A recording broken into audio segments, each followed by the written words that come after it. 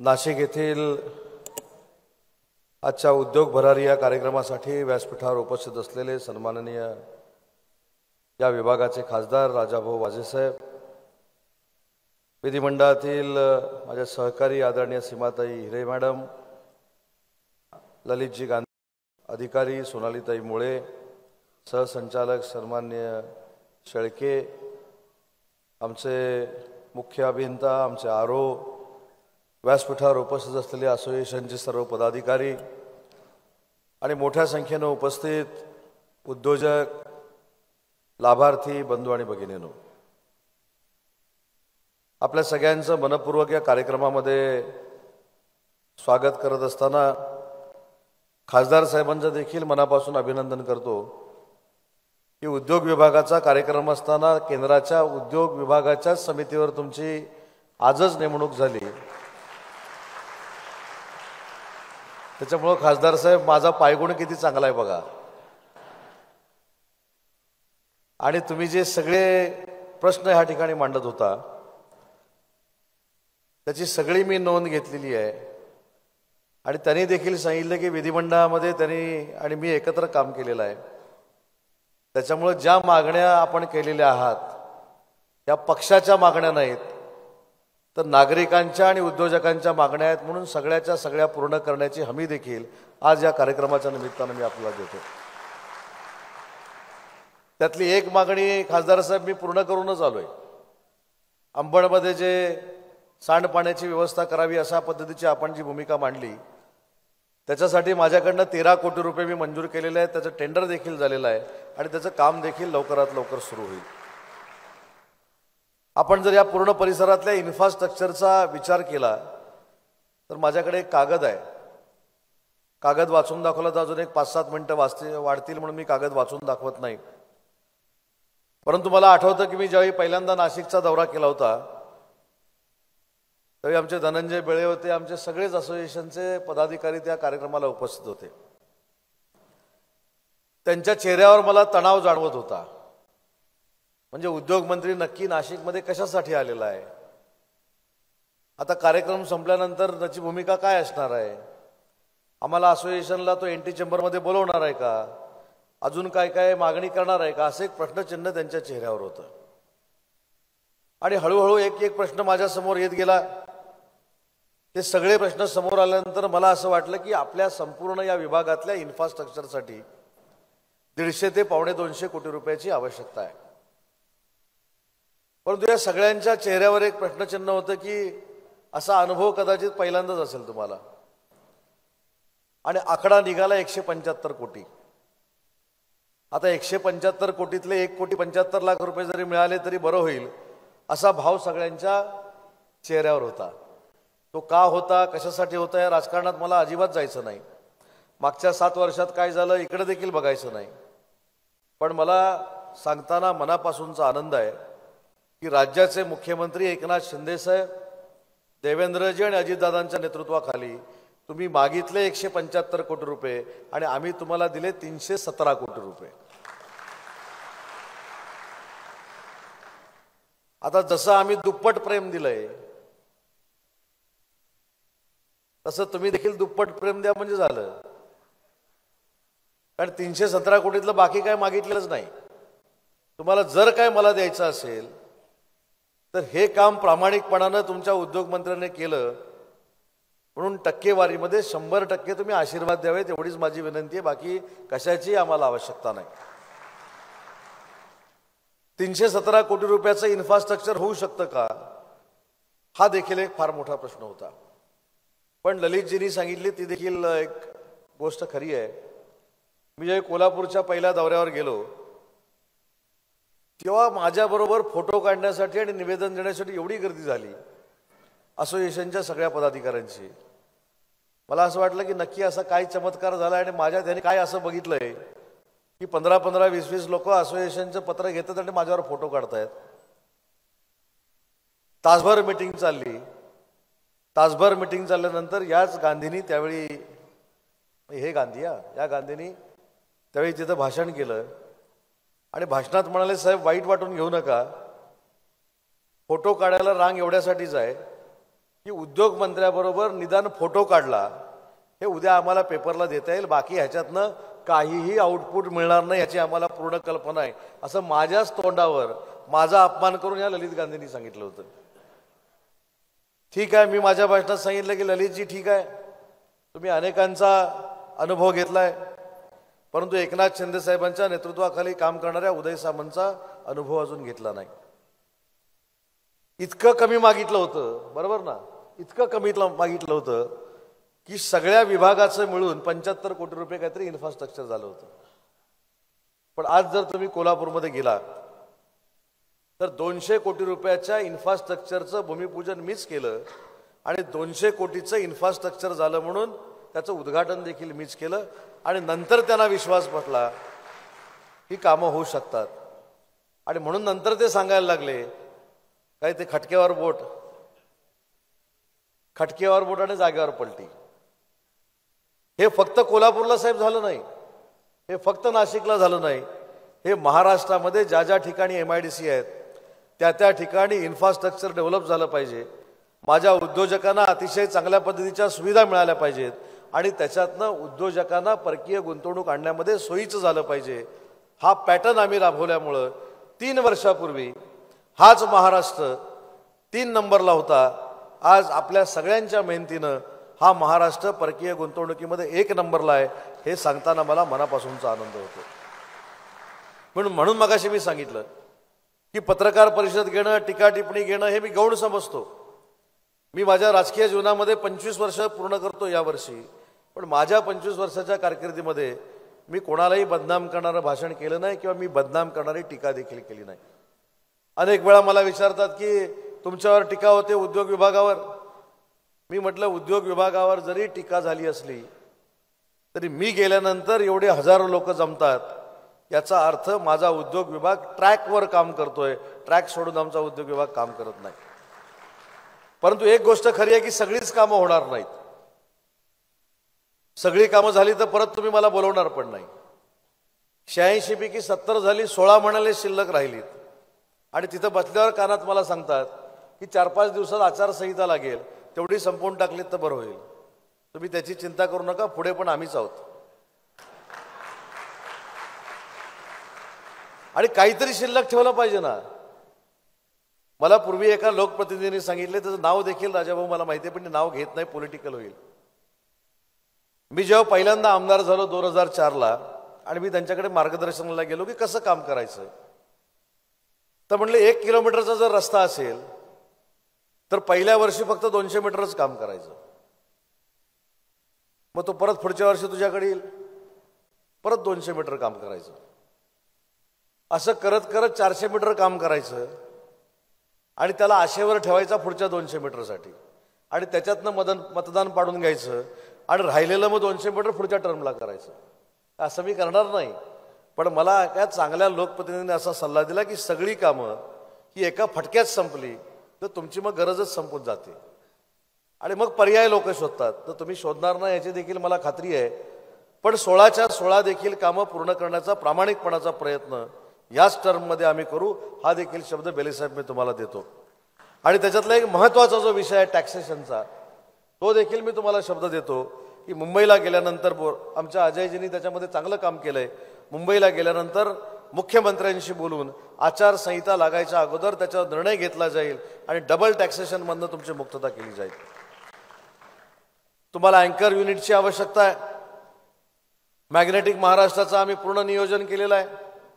परवा मी तुम्हाला सांगितलं की ज्यावेळी नाशिकमध्ये येईन त्यावेळी खरं काय ते सांगेन. मी आज तुम्हाला शब्द देतो की ज्यावेळी मॅग्नेटिक महाराष्ट्र आताच आहे काही कालावधीनंतर, त्याच्यामध्ये नाशिकला देखील आम्ही झुकतं माप दिलेलं आहे. तुमच्या अपेक्षेपेक्षा जास्त गुंतवणूक ही नाशिकमध्ये मॅग्नेटिक महाराष्ट्रामधनं येणार आहे, हे देखील उद्योगमंत्री म्हणून या ठिकाणी मी जाहीर करतो. पण मला एक आवडलं नाशिककरांचं, मी नाशिकच्या पत्रकारांना देखील मी मनापासून धन्यवाद देईन की ज्यावेळी उद्योगमंत्री नाशिकमध्ये येतो त्यावेळी तुम्ही प्रश्न विचारायच्या अगोदर वर्तमानपत्रात मला प्रश्न आलेले असतात, ह्याचं काय करणार, त्याचं काय करणार. ही खऱ्या अर्थानं जागृत पत्रकारिता आहे असं माझं मत आहे. मी हे बोलत नाही, ही जागृत पत्रकारिता आहे. आणि म्हणून मला देखील नाशिकमध्ये येताना थोडा अभ्यास करून यावा लागतो की आता हे काय विचारणार आहेत, काय झालेलं आहे. त्याच्यामुळे म्हणून मी सविस्तर सांगितलं की इन्फ्रास्ट्रक्चर झालं, टॅक्सेशनचा प्रश्न आपण सोडवतोय. तुम्ही मगाशी अतिशय एक चांगली सूचना केलीत की ग्रामीण भागामध्ये फायर ब्रिगेड उभं करणं गरजेचं आहे, ते देखील आपण करू. इन्फ्रास्ट्रक्चर देणं जबाबदारी आमची आहे. परंतु परवा जसं मी सांगितलं की आपल्याला जो उद्योग पाहिजे त्या उद्योजकाला देखील पटलं पाहिजे की मला नाशिकमध्ये येऊन उद्योगधंदे करायचे आहेत आणि त्याच्यातनं त्याची फिनान्शियल ग्रोथ जर होणार असेल तर तो देखील बेलेसाहेब या ठिकाणी येऊ शकतो. आणि मी हे राजकीय किंवा आचारसंहिता आली म्हणून सांगत नाही. मी तुम्हाला प्रत्येक दिलेला शब्द पूर्ण केलेला आहे. हे देखील तुम्ही लिहून ठेवा की डिसेंबरच्या अगोदर तुमच्याकडे अतिशय तुमच्या अपेक्षेपेक्षा मोठा असलेला प्रकल्प ह्या नाशिकमध्ये येतोय आणि त्याच्यातनं देखील हजारो युवकांना आणि युवतींना रोजगार मिळणार आहे. आज इथे मुख्यमंत्री रोजगार निर्मिती योजनेचे लाभार्थी इथं आलेले आहेत. मी ज्यावेळी उद्योग विभाग चालवायला सुरुवात केली, मी आढावा घेतला, माझ्या अंतर्गत मुख्यमंत्री रोजगार निर्मिती योजना हा कार्यक्रम आहे माझ्या लक्षात आलं आणि मी आढावा घेतला. मला खरोखरच आश्चर्य वाटलं. आता ह्याच्यावर जर बोललो तर थोडंफार राजकीय बोलल्यासारखं होईल, पण वस्तुस्थिती सांगतो की 4000 उद्योजक फक्त आम्ही वर्षाला तयार करत होतो. किती? 4000 किंवा 4500. मी सांगितलं की जसं 5000 कोटीच्या उद्योजकाला आपण रेड कार्पेट देतो तसं माझं 50 लाख रुपये घेणारा जो युवक आहे किंवा युवती आहे त्याला देखील रेड कार्पेट असलं पाहिजे. सगळ्या बँकांच्या मी बैठका घेतल्या, त्यांना त्रास होणार नाही याची दक्षता घेतली आणि अभिमानानं सांगतो की 2 वर्षामध्ये 32,700 युवकांना उद्योजक बनवण्यामध्ये आम्ही यशस्वी झालो. मला आजही माहिती आहे, आजही याची मला कल्पना आहे की बँकांकडनं काही सहकार्य होत नाही. पण कोण जर पुढं आलं तर आज जाहीरपणानं सांगतो, मी अनेक वेळा बँकांना सांगितलेलं आहे की एखादा मोठा उद्योगपती ज्यावेळी येतो त्याला 100 कोटी रुपयाचं कॅश क्रेडिट पाहिजे असतं, त्यावेळी त्याच्या बेडरूमपर्यंत तुम्ही जाता, त्याच्या किचनपर्यंत तुम्ही जाता, त्याच्या सह्या तिथं जाऊन घेता. पण माझ्या या महाराष्ट्राला तरुणाला किंवा तरुणीला 10 लाखाचं जर कर्ज पाहिजे असेल तर त्यांना 10 वेळा फिरवता. काही बँका आजही ते करतायत मला माहिती आहे. पण एखादरी महाराष्ट्रातल्या युवकानं धाडस केलं आणि FIR दाखल केला तर त्या बँकेच्या मॅनेजरवर देखील कारवाई करायला मी गप्प बसणार नाही. हा देखील माझा शब्द आहे. पण मी हे अनुभव घेतलेत. मी देखील महाराष्ट्राच्या ग्रामीण भागामधनं अजयजी लहानाचा मोठा झालो. मी देखील सुरुवातीला उद्योजक म्हणून काम केलं. त्याच्यामुळे उद्योजक म्हणून काय अडीअडचणी असतात हे समजणारा मी कार्यकर्ता असल्यामुळं शिंदे साहेबांच्या नेतृत्वाखाली मैत्री कायदा आम्ही आणला आणि मैत्री कायद्याचं फलित काय तुम्हाला सांगतो की गडचिरोली जिल्हा, आपल्या सगळ्यांना माहिती आहे की गडचिरोली जिल्हा म्हटल्यानंतर आपल्या डोळ्यासमोर एक विदारक चित्र उभं राहतं की इथे नक्षलवादी आहेत, तिथे जाताना आपण घाबरतो. परंतु सरकारनं धाडस केलं. लॉईड्स नावाची कंपनी आहे ज्याचे मालक व्यंकटेश नाव आहेत. त्यांचं नाव का, उद्या कोणाला खात्री करून प्रेस कॉन्फरन्स घ्यायची असेल तरी व्यंकटेशला ते फोन करू शकतात. तर व्यंकटेश नावाचा इंडस्ट्रियलिस्ट आहे. त्यांना आम्ही विनंती केली की तुम्ही स्टील सेक्टरमध्ये अतिशय चांगल्या पद्धतीनं काम करता, गडचिरोली हा देशाचा स्टील हब आपल्याला बनवायचा आहे. त्यांनी पहिला प्रश्न विचारला, स्टील हब बनवताना मला संरक्षण कसं मिळणार आहे, कारण मी गडचिरोलीमध्ये काम करणार आहे. आम्ही त्यांना मैत्री कायदा दाखवला. त्यांनी आम्हाला एक जागा सांगितली. राज्याचे मुख्यमंत्री एकनाथ शिंदेसाहेब देवेंद्रजींनी मला सूचना केल्या की 8 दिवसामध्ये 1000 एकर जागा त्यांना दिली पाहिजे. आम्ही 8 दिवसापूर्वी त्यांचा अर्ज मैत्रीमध्ये आणला आणि 9व्या दिवशी त्यांना 1000 एकर जागा दिली. आज त्या गडचिरोलीमध्ये लॉईड्सच्या माध्यमातून 45,000 कोटीची स्टील इंडस्ट्री गडचिरोलीमध्ये उभे राहते. सुनील जोशी नावाचे एक ग्रस्त आहेत, 10,000 कोटी रुपयाची इन्व्हेस्टमेंट करतायत आणि JSW 25,000 कोटीची इन्व्हेस्टमेंट करते. एकूण जवळजवळ 75,000 ते 80,000 कोटीची इन्व्हेस्टमेंट ही गडचिरोली सारख्या जिल्ह्यामध्ये होते. आज तिथे नक्षलवाद्यांनी बंदुका बाजूला ठेवण्याचा निर्णय घेतलेला आहे. मला असं वाटतं की राजकारणापेक्षा नक्षलवादी जे बंदुका बाजूला टाकतायत हे माझ्या दृष्टीनं महत्त्वाचं आहे आणि ते आम्ही करून दाखवलं. याचं समाधान देखील माझ्यासारख्या कार्यकर्त्याला आहे. आजची तारीख लिहून ठेवा, आजची तारीख लिहून ठेवा. पुढच्या वर्षी अजयजी मला निमंत्रण देऊन इथं बोलवा. मी प्रत्येक भाषणामध्ये मी सांगतोय की आजच्या तारखेला पुढच्या वर्षी तुम्ही मला सांगाल की गडचिरोली जिल्ह्याच्या मागचं नक्षलवादी हा शब्द निघून गेला आहे आणि आता गडचिरोली देशाची स्टील हब बनवणारी उद्योगनगरी बनलेली आहे. म्हणून मला असं वाटतं की फक्त गडचिरोलीमध्ये विकास झाला नाही, छत्रपती संभाजीनगरला देखील 52,000 कोटीचे आम्ही प्रकल्प दिले. आज नवी मुंबईला 83,000 कोटीचा मोठा प्रकल्प सेमीकंडक्टरचा टॉवर नावाच्या कंपनीच्या माध्यमातून होतोय. पण आपल्या सगळ्यांना अभिमान असला पाहिजे की देशातलं पहिलं सेमीकंडक्टरचं उत्पादन जर कुठं ललितभाई सुरू झालं असेल तर ते महाराष्ट्रामध्ये सुरू झालं, नवी मुंबईला सुरू झालं. आणि याचा साक्षीदार फक्त सरकार नव्हतं, याचं साक्षीदार भारतरत्न सचिन तेंडुलकर देखील होता. तो देखील त्या दिवशी व्यासपीठावर उपस्थित होता. आपल्याला माहीत असेल एक 6-7 महिन्यापूर्वी एवढी टीकेची झोड उठवली गेली की जेम्स अँड ज्वेलरी पार्क जो आहे तो सुरतला गेला. एकही उद्योजक सुरतला गेला नाही. हे पण माझ्याकडनं आज बॉन्ड लिहून घ्या, कोणी आणा, काय तो स्टॅम्प पेपर, माझ्या नावाचा आणा, तुमच्या नावाचा आणा, कोणाच्याही नावाचा आणा, त्याच्यावर मी सही करून देतो. जगातला विश्वातलं सगळ्यात मोठं जेम्स अँड ज्वेलरी पार्क हे महाराष्ट्रामध्ये म्हाप्यामध्ये होतं आहे. 50,000 कोटीची इन्व्हेस्टमेंट आपण करतोय आणि त्या 50,000 कोटीतनं 1 लाख बेरोजगारांना रोजगार मिळणार आहे. एवढ्या ताकदीचं जेम्स अँड ज्वेलरी पार्क आमच्या माप्यामध्ये होतं आहे. हा कार्यक्रम कशासाठी आहे हे आम्ही बोलत नाही. हे आता बोलण्याची वेळ आलेली आहे, कारण आम्ही जर बोललो नाही तर समोरचे आमच्यावर बोलून अशा पद्धतीची बदनामी करण्याचा प्रयत्न करतात की महाराष्ट्रातले सगळेच उद्योग हे गुजरातला गेलेले आहेत. ते देखील सांगतो, महाराष्ट्र हे देशातलं असं राज्य आहे, आज माझे अनेक तरुण सहकारी इथे उपस्थित आहेत, महाराष्ट्र हे देशातलं असं एक राज्य आहे की ज्यावेळी आमच्यावर टीका झाली 4 प्रकल्पाच्या बाबतीत, त्यावेळी व्हाईट पेपर विधानसभेमध्ये काढणारं महाराष्ट्राचा उद्योग विभाग हा देशातला 1 नंबरचा विभाग आहे. आजपर्यंत कोणी काढला नव्हता. पण ते देखील सांगतो की विधानसभेमध्ये त्या श्वेतपत्रिकेला, त्या व्हाईट पेपरला कुणीही भाषणातनं विरोध केला नाही, कारण त्यांना माहिती होतं महाराष्ट्रातनं एकही प्रकल्प बाहेर गेला नाही, फक्त राजकारणासाठी ती टीका करतात. आज महाराष्ट्र परकीय गुंतवणुकीमध्ये या 3 महिन्यात 75,000 कोटी रुपयाची गुंतवणूक घेऊन पुन्हा एकदा देशाच्या पटलावर 1 नंबरला आलेला आहे. हे तुमचं आमचं सगळ्यांचं काम आहे. हे माझ्यामुळे एकट्यामुळं नाही झालं किंवा आमच्या सरकारमुळं नाही झालं. आज व्यासपीठावर बसलेले सगळे जे उद्योजक आहेत, जे आमच्या मागं बसलेले आहेत, ते देखील आमच्या मागं ठामपणानं उभं राहिल्यामुळं आज महाराष्ट्र सरकार अभिमानानं देशात आणि जगात सांगतं की आम्ही परकीय गुंतवणुकीमध्ये 1 नंबरला आहोत. विश्वकर्मा योजना, 12 बलुतेदारांसाठी विश्वकर्मा योजना आलेली आहे. आज देशामध्ये सगळ्यात जास्त अर्ज जर कुठच्या राज्यामध्ये आले असतील तर ते माझ्या विभागामार्फत चालवली जाणारी केंद्र सरकारची जी विश्वकर्मा योजना आहे त्याच्यातनं आम्ही या सगळ्या गोष्टी करत असतो.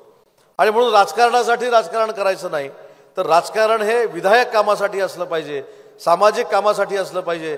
या भूमिकेतनं आम्ही सगळे प्रामाणिकपणानं काम करतोय आणि तेच प्रामाणिकपणानं केलेलं काम हे तुमच्यापर्यंत पोचावं, अजून लाभार्थ्यांना फायदा मिळून द्यावा, म्हणून उद्योग मंत्री या नात्यानं 7 ठिकाणी अशा कार्यक्रमाचं नियोजन केलेलं आहे.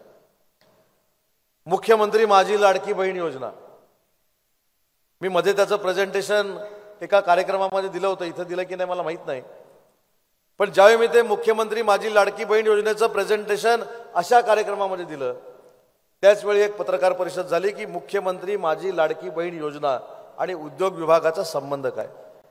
मला कधी कधी काही लोकांच्या डोक्याची कीव करावीशी वाटते. मी साधं उदाहरण सांगितलं, माझ्या महिला भगिनीच्या पर्समध्ये 3,000 रुपये आल्यानंतर ती जर मुलासाठी कपडे घ्यायला दुकानामध्ये गेली तर त्याचा फायदा जसा दुकानदाराला आहे तसा ज्या फॅक्टरीमध्ये हे कपडे बनतात त्या उद्योजकाला देखील आहे. आणि म्हणून त्या स्कीमचा फक्त फायदा हा दुकानदाराला होणार नाही तर तो उद्योजकाला देखील होणार आहे. जर मेडिकल स्टोअरमध्ये गेली, तिनं गोळ्या घेतल्या, तर त्या गोळ्या विकणाऱ्या फक्त मेडिकल स्टोअरच्या चालकाला होणार नाही, तर गोळ्या ज्या ठिकाणी फार्मामध्ये बनवलं जातं ते फार्मा सेक्टर जे आहे ते उद्योग विभागाअंतर्गत चालतं, त्याला इन्सेंटिव्ह आम्ही देतो. त्या गोळ्यांचे पैसे काही प्रमाणात का होईना हे त्या उद्योजकापर्यंत पोहोचणार आहेत. पण काही लोकांना फक्त राजकारण सुचतं, मला त्याच्यामध्ये पडायचं नाही. परंतु राजाभाऊ, मी तुम्हाला मनापासून धन्यवाद देतो, मनापासून धन्यवाद देतो की हा कार्यक्रम शासनाचा आहे, हा कार्यक्रम कुठच्याही पक्षाचा नाही आणि शासनाचे प्रतिनिधी म्हणून तुम्ही या ठिकाणी उपस्थित राहिला. म्हणून माझी आपल्याला विनंती आहे की तुम्ही देखील आता उद्योग विभागाच्या कमिटीवर आहात, तुम्हाला देखील केंद्राच्या उद्योग विभागाच्या कमिटीचे अधिकार प्राप्त झालेले आहेत. आता जे बेलेंनी सांगितले की काही सेंट्रल गव्हर्नमेंटकडे प्रश्न प्रलंबित आहेत, ते सोडवण्यासाठी आपण प्रामाणिकपणाचा प्रयत्न करावा ही देखील उद्योगमंत्री म्हणून मी आपल्याला विनंती करतो. कारण शेवटी ज्यावेळी तरुण स्वतःच्या पायावर उभे राहतील, तरुण स्वतःच्या पायावर उभं राहून स्वतःचे 4 पैसे कमवतील, त्यावेळी त्याचा हातभार भारताच्या अर्थव्यवस्थेला देखील लागणार आहे. आणि म्हणून तुमची आमची सगळ्यांची जबाबदारी आहे की आपण सगळ्यांनी एकत्र येऊन काम करण्याची गरज आहे. राजकारणाच्या वेळी राजकारण करू, ज्या काय शिव्या घालायच्या त्या घालू, मी घालत नाही, पण ज्यांना कोणाला घालायचे ते घालू देत. परंतु आपण लक्ष देत असताना शेवटी नाशिक आपला केंद्रबिंदू आहे, महाराष्ट्र आपला केंद्रबिंदू आहे. अशा पद्धतीनं आपण सगळ्यांनी सांघिकपणानं जर काम केलं तर महाराष्ट्र देशात नाही जगामध्ये 1 नंबरला आल्याशिवाय राहणार नाही ही माझी पूर्ण खात्री आहे. आणि एवढं पोटेन्शियल महाराष्ट्रामध्ये तरुणांचं आहे, तरुणींचं आहे, शिकलेल्या मुलामुलींचं आहे की ते जगामध्ये महाराष्ट्राला 1 नंबरला नेऊ शकतात. आज आपण अमेरिकेचा उल्लेख करतो, अमेरिकेचा उल्लेख करत असताना तिथल्या IT सेक्टरचा उल्लेख करतो. आपण IT सेक्टर एवढं विकसित करण्याचा निर्णय घेतला आहे की आपल्या इथल्या मुलांना आता अमेरिकेमध्ये जायची गरज नाही, कारण अमेरिकेचा IT सेक्टर चाललेलं आहे ते फक्त भारतीय मुलांमुळे चाललेलं आहे. हे देखील आपल्याला मान्य करावं लागेल. आणि माझ्या महाराष्ट्रातली मुलं IT सेक्टरमधली जर महाराष्ट्रातच राहिली तर महाराष्ट्राची आर्थिक उन्नती होईल, महाराष्ट्र सुजलाम सुफलाम होईल. आज शेतीवरचे देखील उद्योग निर्माण करण्याचा आम्ही प्रयत्न करतोय. आता मला वाईनचं काहीतरी आपण निवेदन दिलं, मी आपल्याला शब्द देतो की शेती बेस जे प्रकल्प आहेत त्यांना देखील न्याय देण्याची भूमिका आम्ही घेणार आहोत. आणि भविष्यामध्ये तुम्ही एक स्लाइड बघितली, कोकणामध्ये सहसा उद्योग आले की त्याला विरोध होता असं म्हटलं जातं, पण या शेतीवर आधारित प्रकल्पांची सुरुवात आम्ही कोकणामधनं करतोय. मँगो पार्क आम्ही रत्नागिरीमध्ये करतोय, कॅशू पार्क आम्ही करतोय, मरीन पार्क करतोय. आणि एवढंच नाही तर देशाला भूषण वाटेल असं पहिलं डिफेन्स क्लस्टर 10,000 कोटी रुपये खर्च करून कुठं होत असेल ते आमच्या कोकणामध्ये होतंय. म्हणजे उद्योगांचा समतोल विकास हा राज्याच्या सगळ्या भागांमध्ये झाला पाहिजे ही भूमिका घेऊन आम्ही सगळे काम करतोय. आणि या कामाला तुम्ही सगळ्यांनी आशीर्वाद द्यावेत, सहकार्य करावं एवढीच माझी या ठिकाणी आपल्याला विनंती आहे. कारण शेवटी जी कामं आम्ही करत असतो ती लोकांपर्यंत जातात नाही जातात, कोण पोचवतं कोण नाही पोचवतं, कोण याच्याबद्दल गैरसमज करतं, कोण चांगलं बोलतं. पण ललितभाई असा पण गैरसमज व्हायला नको की ललित गांधी माझ्याबद्दल चांगलं बोलले, सरकारबद्दल चांगलं बोलले म्हणजे उद्योग विभागाकडनं तुम्हाला काय मिळालं आहे की काय खोका बिका, असं पण व्हायला नको. बेले साहेब तुम्ही माझ्याबद्दल चांगले बोलले, तुमच्याबद्दल पण असं व्हायला नको. तुम्ही प्रामाणिकपणाची भूमिका मांडली. आणि माझं देखील प्रामाणिकपणाचं मत आहे की इन्सेंटिव्ह आम्ही कोणाला देतो, कोणाला देतो? तुमच्याकडनं घेतलेले पैसे हे परत तुम्हाला द्यायचे आहेत. ह्याच्यामध्ये फार मोठं काय कौतुक आहे? फक्त त्याला तरतूद झाली पाहिजे आणि तरतूद होऊन माझ्या उद्योजकाला कुठचाही त्रास न होता ते तुमच्या खात्यामध्ये गेले पाहिजेत, हीच भूमिका आम्ही घेतली. आणि म्हणून पहिले 2,400 कोटी रुपये दिलेच, पण या 2 वर्षाचे मिळून 10,500 कोटी रुपये उद्योजकांना देण्याचं धाडस कोणालाही न बोलवता थेट त्यांच्या अकाउंटमध्ये हे आमच्या उद्योग विभागानं केलं, हे तुम्हाला मान्य करावं लागेल. मी मगाशी बेलेसाहेबांना असंच विचारत होतो, घाबरत घाबरत विचारलं. मी या 2-2.5 वर्षामध्ये किमान 6 ते 7 वेळा नाशिकमध्ये आलो असेल, जास्तच वेळा आलो असेल, बरोबर आहे की नाही? पूर्वीचे कोण कधी आले होते काय? कारण म्हटलं भाषणात मला जरा सांगावं लागेल. ते म्हणले तुम्ही कशाला सांगतो, मीच जाऊन माईकवर सांगतो की कधीच आलेले नाहीत. आणि तुम्ही 7 वेळाला त्यांनी 7 मिनिटं पण वेळ दिलेला नाही. बघा, मंत्री कोण आहे हा नंतरचा विषय आहे, पण ज्या क्षेत्रामध्ये ज्या खात्याचं नेतृत्व आपण करतो त्या खात्यामार्फत सर्वसामान्य माणसाला न्याय मिळाला पाहिजे. मग तो 5,000 कोटी खर्च करणारा उद्योजक असू दे किंवा माझा 50,000 रुपये खर्च करणारा छोटा उद्योजक असू दे, त्याला देखील तेवढीच ताकद मिळाली पाहिजे. या भूमिकेतनं आम्ही सगळे काम करतो. आज मला सांगा की आपण उद्योग परिषद सुरू केली, आपल्या सगळ्यांना माहिती आहे. अजयजी, उद्योग परिषदेचा कन्सेप्ट काय होता? मला अनेक लोकांनी त्याच्यावर टीका केली. हे महाराष्ट्रात उद्योग विभाग स्वतःचा कार्यक्रम स्वतः करतंय, असं करतंय. मी काही त्याला उत्तर दिलं नाही. मी महाराष्ट्रातल्या उद्योग परिषदेला 3 नाही तर 4 ठिकाणीच उपस्थित होतो. पण महाराष्ट्रातल्या उद्योजकांसाठी सांगतो, हा असा एक उपक्रम होता की दावोसला गेल्यानंतर आम्ही ज्या पद्धतीनं रेड कार्पेट हे परकीय गुंतवणुकीसाठी देतो, तसंच रेड कार्पेट माझ्या स्थानिक उद्योजकांना असलं पाहिजे. त्यांना मोठ्या हॉटेलमध्ये आम्ही बोलवलं पाहिजे, त्यांचा MOU तिथंच केला पाहिजे. हा संकल्प आम्ही केला. आणि तुम्हाला आश्चर्य वाटेल की एका वर्षात स्थानिक मंडळींनी 96,000 कोटी रुपये आपल्या महाराष्ट्रामध्ये इन्व्हेस्ट केले एक्सपान्शनसाठी, आणि त्याच्यातनं सुमारे 80,000 रोजगार निर्माण होणार आहेत. पण हे कोणाला दिसत नाही, आणि कोणाला दिसलं नाही तरी मला काही फरक पडत नाही. आम्ही सरकार म्हणून आम्ही आमच्या कामाशी प्रामाणिक आहोत. कायमस्वरूपी तुमच्याबरोबर येऊन आम्ही संवाद साधतोय. मला मध्ये कोणीतरी सांगितलं की काही जिल्ह्यांनी सांगितलं, म्हणजे कसं चित्र निर्माण केलं जातं बघा. मला जर राजकारण करायचं झालं तर मी करू शकतो ना. मी राजाभाऊ तुमचा आदर ठेवून सांगतो, मला माझे अधिकारी विचारतात की कोणाकोणाला बोलवायचं. मी त्यांना स्पष्ट सांगतो, राजशिष्टाचाराप्रमाणे त्या तालुक्यामध्ये, त्या जिल्ह्यामध्ये, त्या विभागामध्ये जो कार्यक्रम आहे RDCला विचारायचं, मला विचारायचं नाही. सर्वपक्षीय जे लोकप्रतिनिधी आहेत त्यांना बोलवायचं. माझ्या जागी दुसरा कोण असता, मी अनुभव घेतलाय त्याचा, माझ्या जागी दुसरा कोण असता तर मंत्री म्हणून मी यादी घेऊन बसलो असतो. कोण हे नाही पाहिजेत, हे नाही पाहिजेत, अजय भाई पाहिजेत, माझं कोण कौतुक करणारा बेले हे पाहिजेत, हे करू शकलो असतो. पण मला याच्यामध्ये अजिबात इंटरेस्ट नाही. शासनानं जे काय केलंय त्याच्या विरोधात कोणाला बोलायचं असेल तर मी त्यांच्याशी देखील संवाद साधायला तयार आहे.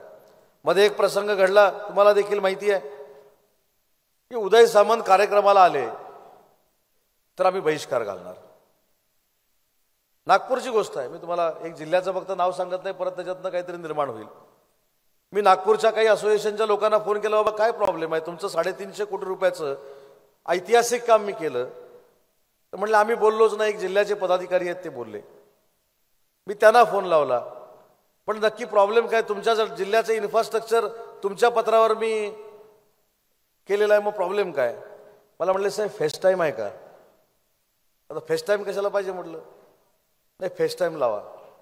मला फेस टाईमवर त्यांनी काय सांगितलं असेल, साहेब माझा नाईलाज आहे, मला विधानसभेला सामोरं जायचं आहे, आणि विधानसभेला सामोरं जात असताना मी तुमच्या सोबतचा नाही, मी पलीकडचा असल्यामुळं मला काहीतरी करून दाखवायचं आहे, म्हणून मला विरोध करायचा आहे. म्हटलं ठीक आहे, मी पण तुम्हाला फेस टाईमवर सांगतो, आपण दोघांनी चर्चेला बसायचं, पण तुमची मतं कमी होतील एवढं लक्षात घ्या माझ्यावर चर्चा करताना. हे सगळं झाल्यानंतर त्या कार्यक्रमाचं पहिलं स्वागत बुके देऊन ते करणारे होते. माझं म्हणणं राजकारण कशाला आणायचं, राजकारणाच्या पलीकडे जाऊन महाराष्ट्राच्या विकासाचा अजेंडा जर आपण राबवला तर मतदानाच्या वेळी जे कोण मतदार आपल्याला मतदान करणार आहेत तो एक लोकशाहीतला अधिकार आहे, आणि त्यांना माहिती आहे कोणाला मतदान करायचं. ते त्यांना कोणाला मतदान करायचं आहे हे त्यांना माहिती आहे. त्यांना जास्त बोंबलून आणि आकांतांडव करून चालत नाही. आणि म्हणून मगाशी मी सांगितलं की कुणी किती टीका केली तर हे शाश्वत आहे, आणि हा त्याचा पुरावा आहे. या पुराव्याला सामोरं जात असताना माझ्या तरुणांना देखील रोजगार मिळाला पाहिजे, ही भूमिका देखील या कार्यक्रमामध्ये घेतली जाते. आणि करोडो रुपयाचे मुख्यमंत्री रोजगार निर्मिती योजनेचे लाभार्थी तयार करून आपण पण त्यांना कर्ज वाटप करतोय. आणि म्हणून मला एवढंच सांगायचं आहे की उद्योग विभाग आणि उद्योजक बदनाम होणार नाही याची जबाबदारी आपण सगळ्यांनी मिळून घेतली पाहिजे.